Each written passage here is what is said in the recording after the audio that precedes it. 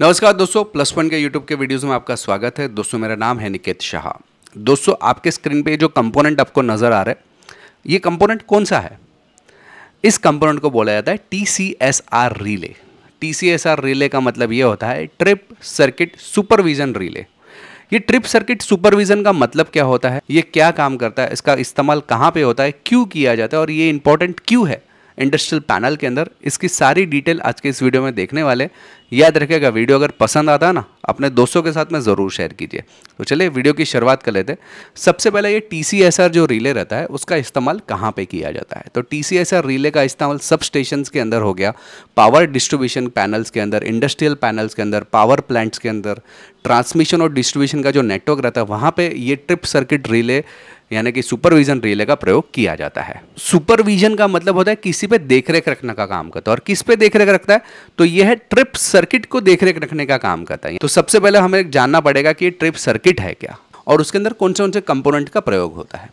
तो जैसे कि आपको मैंने बताया, इंडस्ट्रियल पैनल ये बहुत ही क्या बोल सकते हैं, कॉम्प्लिकेटेड पैनल रहता है, या पावर डिस्ट्रीब्यूशन पैनल बात करें तो बहुत सारी जगह पे इस्तेमाल होता है। ठीक है, इसके अंदर मतलब मान लो कि कुछ कंपोनेंट चल रहे हैं या पावर डिस्ट्रीब्यूशन का काम हो रहा है, कल उठ के कुछ भी प्रॉब्लम आ जाता है, जैसे कि ओवर करंट हो गया, शॉर्ट सर्किट हो गया, कुछ बड़ा फॉल्ट हो गया, तो पैनल्स को और कंपोनेंट्स ये दोनों को बचाने की जो जिम्मेदारी रहती है वो रहती है ट्रिप सर्किट की।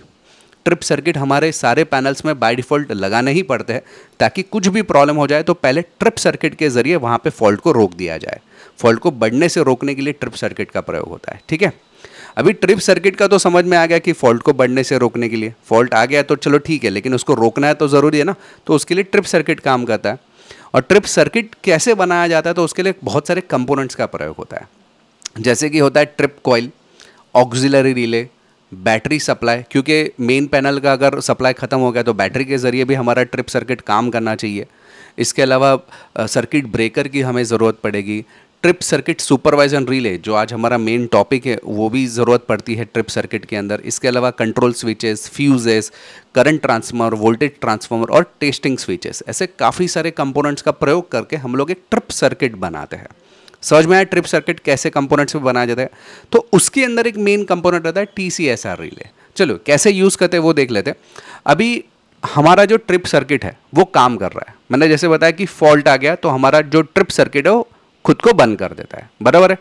लेकिन हमारा ट्रिप सर्किट सही ढंग से काम कर रहा है कि नहीं, वो कौन ध्यान रखेगा? नहीं तो ऐसा हो गया, फॉल्ट हो गया बड़ा, उसके बाद में ट्रिप हो रहा है। जैसे ही फॉल्ट समझ में आता है तुरंत ट्रिप होना चाहिए, करेक्ट। तो उसको सुपरवाइज करने का काम हमारा ट्रिप सर्किट सुपरवाइज रिले यानी कि TCS रिले काम करता है।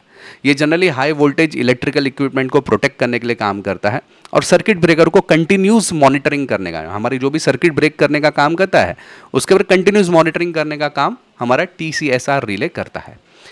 बेसिकली इसका इस्तेमाल जैसे मैंने बताया, power station, sub station, industrial plants, transmission distribution network, इन सब में जो हैवी वोल्टेज इक्विपमेंट्स है, ट्रांसफार्मर्स या फीडर्स है, या कुछ मशीनरीज है, या कुछ इमरजेंसी मैकेनिकल चीज़ें हैं, तो ये सब चीज़ों को जो बोल सकते हैं प्रोटेक्ट करने का, यानी कि बहुत ही अर्लीस्ट वार्निंग हमें देने का काम TCSR रिले करता है।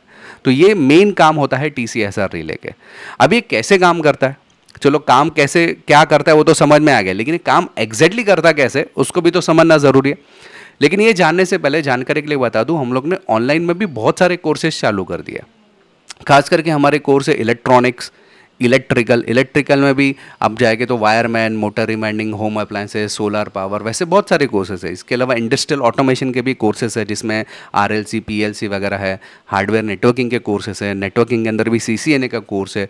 कंप्यूटर के बेसिक्स के कोर्स है, रोबोटिक्स के कोर्स है, रास्पबेरी पाई, आर्डिनो जैसे कोर्सेज है।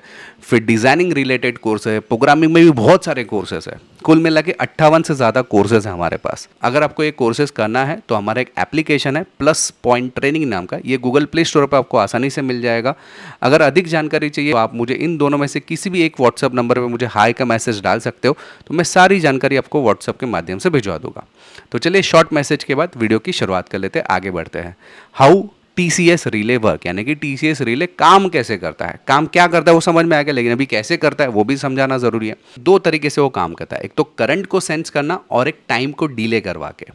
करंट सेंसिंग के हिसाब से कैसे, तो मैं एक बहुत ही बेहतरीन एग्जांपल देता हूँ। मान लो कि ट्रिप सर्किट आपके घर पे MCB है, ठीक है, ये क्या करेगा, आपके घर के अंदर एमसीबी के अंदर थोड़ा सा करंट डालेगा, और करंट समझो 3 एम्पियर या 4 एम्पियर उसने डाला, ये देखिएगा आपके एमसीबी से होकर वापस आया है क्या करंट।